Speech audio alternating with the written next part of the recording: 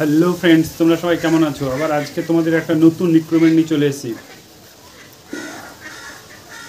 একজন একটা কথা বলেছিল, নেলসন ম্যান্ডেলা বলেছিল যে যদি বাঁচো তাহলে সাহস নিয়ে বাঁচো, না হলে মরে যাও।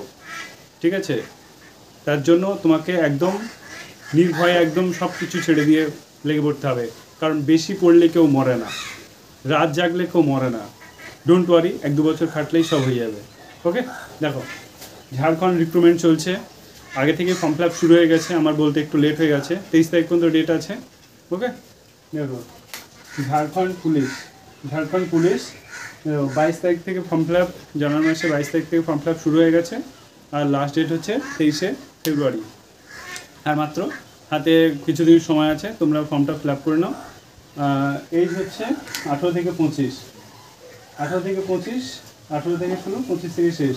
তোমার এজ ধরা হবে 1/8/2023 হিসাবে তোমার এজ ধরা হবে, ঠিক আছে? তারপর দেখো ফিস খুব কম, এখানে 100 টাকা। এখানে ছেলে মেয়ে দুইজনেই উভয়ে ফর্ম ফিল আপ করতে পারবে, কোনো চাপ নেই।